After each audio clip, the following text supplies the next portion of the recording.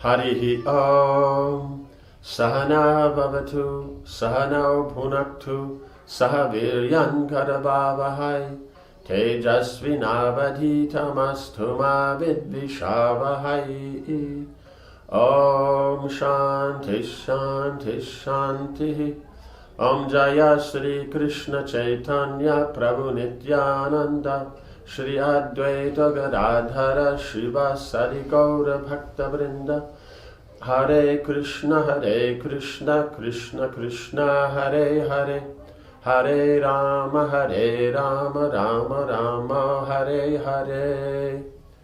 Okay, so now we have Gatotkacha. The journey going up to the Gandhamandana is very, very difficult. Draupadi's already fainted. And so then Yudhishthira is asking Bhima how we'll proceed, because Draupadi, he doesn't think she'll make it. So then Bhima says, oh, I'll call my son, being a Rakshasa, he can fly, and he's big enough he can carry us, like that. So then he came, and then met everybody. Bhima embraced his son. O invincible hero, we are proceeding to the peak of Mount Gandhamandana, where we shall again see our brother Arjuna. Your mother is worn out with fatigue and cannot continue. Nor shall we find it easy ourselves to follow the tortuous mountain paths, covered as they are by ice and snow. You should therefore carry us through the skies. Right? So, because he's the father, then his wife is naturally mother. So even though he may have many wives, but they're all mother to all the children. Like, no, the wives themselves may or may not have a good relationship. Right? But it's all centered on the husband, so they'll be fine. But for the kids, they don't see this. One father, they're all the mothers, and so for them it's just one big family. Gatotkacha bowed. With pleasure, I have at my command hundreds of sky-ranging Rakshasas. O father, I shall carry my mother Draupadi, and other Rakshasas will carry you and your brothers and all these Brahmins. So it's not that, it means he could himself probably carry them all. He can just become bigger in size. But then, he's just thinking to do nice service. Everybody gets their own Rakshasa, like that. And so then they can go as a party. It's even more nice. So he'll because he's the son, he'll take the mother.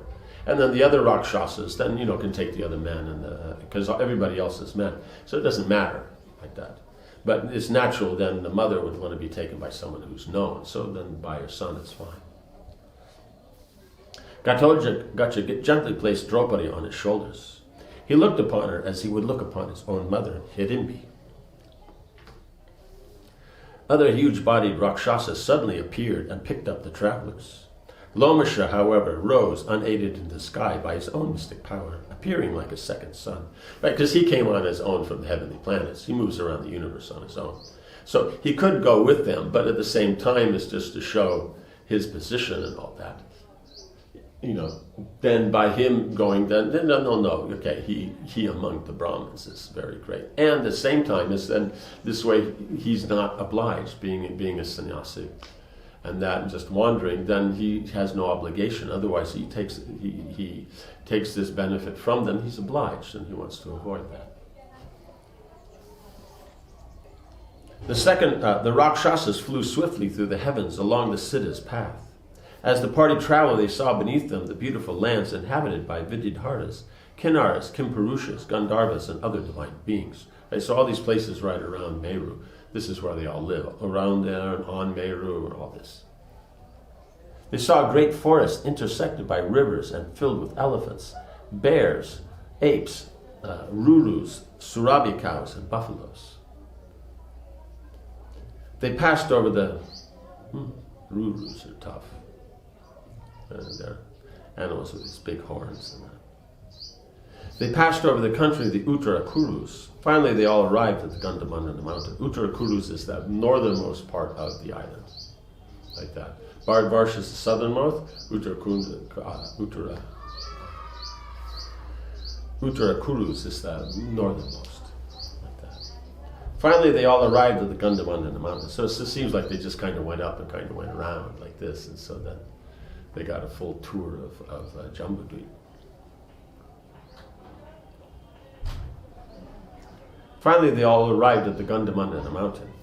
The Rakshasas took them high into the mountain to Badarik Ashram, the ancient hermitage of Nara and Narayana rishis. The Pandava gazed around in wonder. Even though they were high in the mountains, the entire region was adorned with celestial trees in full blossom. They saw the great Badari tree spread out like a vast umbrella of lush green foliage, from which the ashram had derived its name. So it's a Badari tree, so Badarik Ashram. The tree extended freshness and calm, and it invited shelter beneath its boughs. Its branches were loaded with ripened fruits. Colorful birds, intoxicated with the honey falling from the fruits, flew in and out of the tree, filling the air with music. So even though it's way up in the mountains, because before there was all ice and everything like that, but then when they get to that place in the valley like that, it's nice and warm and everything like that. So it's just how Krishna arranges it. That you can have these mountains surrounding a place, and very difficult. But then on the top, there's some kind of a valley. It's very nice, warm, all kinds of nice trees, and very, very pleasant. The Pandavas approached the Badari tree with folded hands, palms. It was surrounded by soft bluish-green grass. Countless thatched cottages, the dwelling of numerous rishis, stood around the tree. The whole region was lit by its own effulgence, requiring neither sunlight nor moonlight, and it was free from excessive heat and cold. The brothers felt both their physical pains and their mental anxieties dissipating. Even their hunger and thirst abated as the mind filled with a deep peace. As they looked about, they noticed the many sacrificial altars tended by ascetics, and they heard Brahmins chanting in melodious voices. Nearby, the cool and clear water of the Ganges flowed on its way to earth after having descended from heaven. So it came down, went through there, and then from there went down. So it seems from there, then it came in the sky and then landed at the place where they said the Alakananda had come. Some of the foremost rishis living in the hermitage came forward to receive the travelers. By their mystic vision, they already knew who their guests were, and after accepting their obeisances, they honored them with offerings of pure water, fruits, and flowers. Right? So they didn't, they already knew who they were. And two is, for them to be able to come there, they have to be something very special. Right? They have to be they have to be of some kind of celestial origin, or they have to have the piety of the celestials, or they have to be, pure devotees, that they have that qualification that they can be there. Yudhishthira thanked Ghatotkacha and his followers and asked them to remain with him until they returned to the Kamika.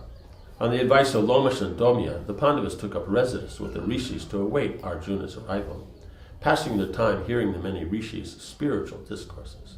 Right, so the idea was they would stay up there, then once Arjuna came down, then they would go back down to Kamika. Right. So then they pass their time, they're doing their sadhana, they're hearing from the rishis and that, and so it's just a perfect life. And for them, it's not that this life is not uncomfortable. They're very comfortable with this lifestyle. The annoyance is that the kingdom is being ruled by someone who's unqualified, right? And they're the ones that are supposed to be doing this. It's their responsibility. That's the disturbance. But otherwise, living in the forest and all that, they're quite comfortable with that. So, chapter 27, Bhima meets Hanuman. The Pandavas remained in Badarik Ashram for 6 days and nights. On the 7th day, a wind blew up from the northeast, carrying a single celestial lotus. The flower fell at Draupadi's feet. The princess looked in wonder at the golden, 1,000-petaled flower. Right, so the blue lotuses are like your regular lotuses, but instead of being pink or white, like that, they're actually a nice dark blue, like a monsoon cloud kind of thing. So this is a 1,000-petaled lotus, so they'll have more flowers, and it's golden in color, so very, very unique. Its fragrance delighted her mind, and its beauty charmed her. She had never seen anything like it. She showed it to Bhima. "Just behold this flower, O mighty armed one. Have you ever seen anything so wonderful? It gladdens my heart, and I desire to give it to Yudhishthira. Please discover where it came from and bring others so that we may take them back to our hermitage in Kamika." Draupadi looked at Bhima with her dark eyes, so their hermitage there. So it's like their place, that's where they live. And so when they go back, she would like to take some with them and plant there, and then they could grow. Draupadi looked at Bhima with her dark eyes, which were covered with long curling lashes. Feeling her gaze upon him, Bhima felt commanded. He was overjoyed at the opportunity to do something for her pleasure, right? Because up to now, it should have just been, they'd been going along, living there, doing very simple, everyone doing their duties. So there was never an opportunity to do something just, it'll make the other person happy, right? So she wants to do something for Yudhishthir. Bhima now gets the opportunity to do something for her, which means it's also, something for his brother. She had suffered so much over the past years. The gentle princess was not suited to forest life, and she still felt the agony of the insults she had suffered in Hastinapur. Right? Being Kshatriyas, they don't forget very easily.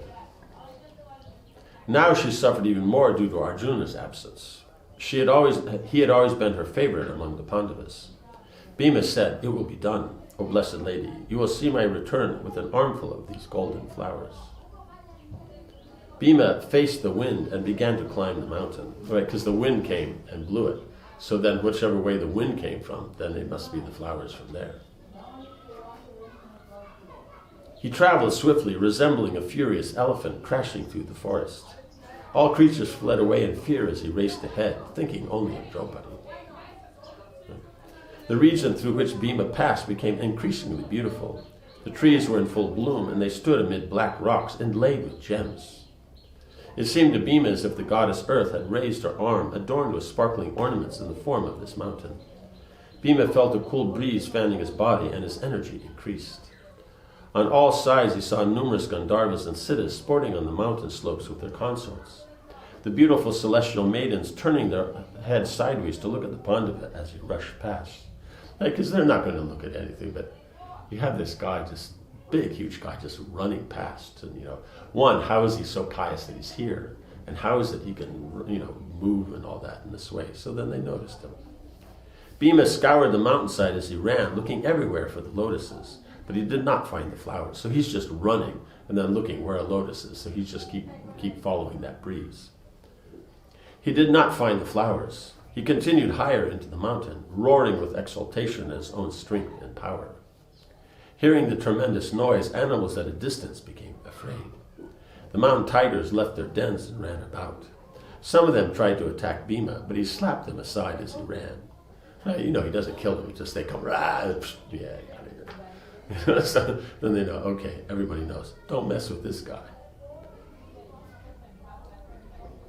He lifted elephants and tossed them at other elements, clearing his path. So if there's elephants there, he just picks them up. Bhima then came to a plantain forest, right? Because he's so powerful that, they now and again like to use that strength and energy. So here's an opportunity. He's been given an order. That's why, it's some occupation.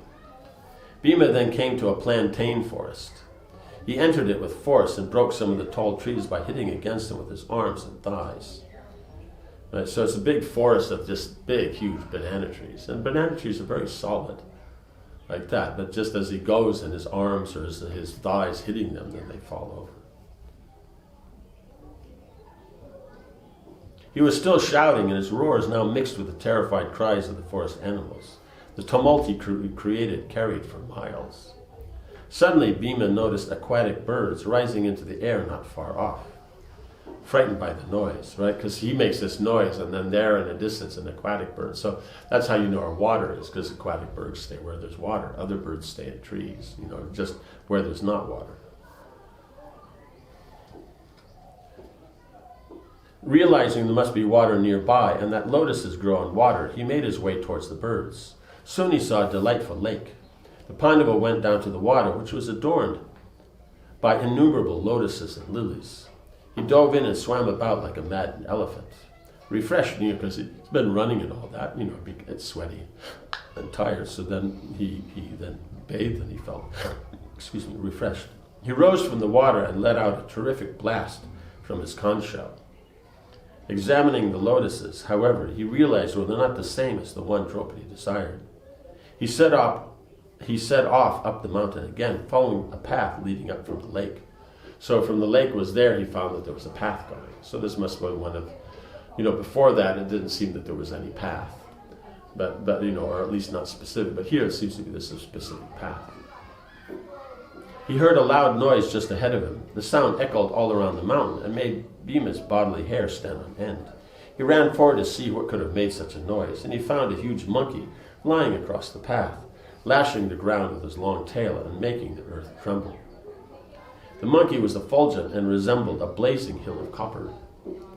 He had broad shoulders and a slender waist. His face shone like the full moon, and from behind his thin lips, Bhima could see sharp pearl-white teeth. Seeing him obstructing his path like a hill, Bhima roared at him. The monkey, however, did not seem impressed. He slowly opened his reddish eyes and looked lazily at Bhima. It's not even like, what? It's just, what?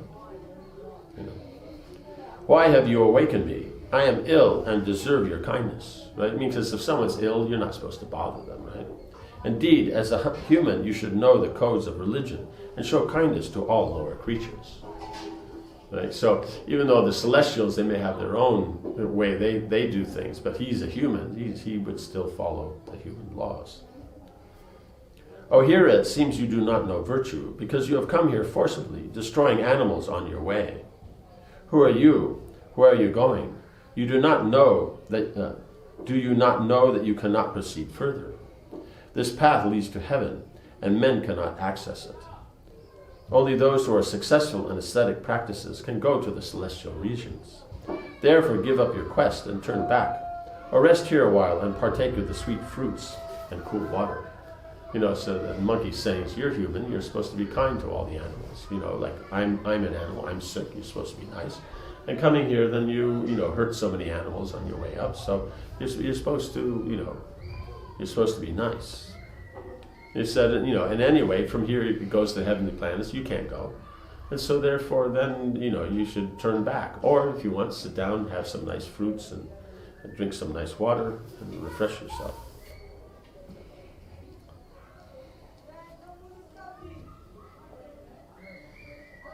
O foremost of men, do not try to force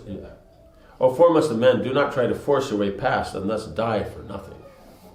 Intrigued, Bhima responded politely, who are you, good sir? Right, because he said everything nicely, he was polite, he was being generous, accommodating, quoting Dharma, all these things. Who are you, good sir? Why are you in the form of a monkey? Because speaking like this, you wouldn't expect this from a monkey. I myself belong to the royal order. I am a descendant of Kuru and the son of King Pandu, and I was born in the lunar dynasty from the union of Kunti and Vayu. My name is Bhima. Then the reply, I am simply a monkey. I shall not allow you to pass. Turn back now. Do not meet with destruction. Bhima felt his anger rising. Who was this ape? Oh, monkey, I do not ask that you give me permission, nor am I interested to hear your thoughts about my destruction. Stand aside. Do not experience grief at my hands. The monkey, still speaking in a lazy voice, said, I am ill and cannot move. If you must pass me, then step over my body. Bhima shook his head. How can I step over you when I know that the all-pervading Supersoul, the Lord of all, resides in your heart, as he does in the hearts of every being? I cannot disregard him. Bhima looked closely at the monkey, and he thought of the great Hanuman, Lord Ram's devoted servant. Could this be him?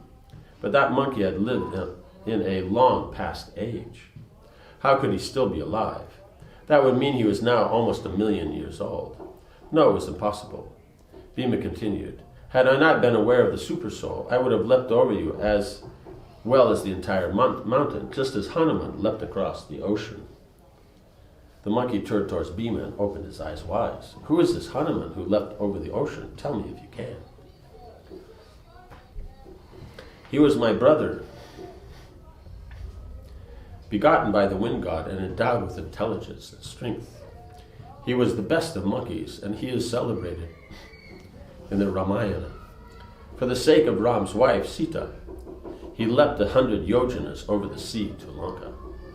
I am equal to him in strength and prowess, and am thus able to chastise you. Arise, O monkey, and give way. Otherwise, I shall send you to Yamaraj's abode. Right? So we'll see what happens, next in their Bhima and the monkey's interaction. Om Hare Krishna, Krishna Krishna, Hare Hare, Hare Rama, Rama Rama, Hare Hare. Jai Srila Prabhupada ki jai.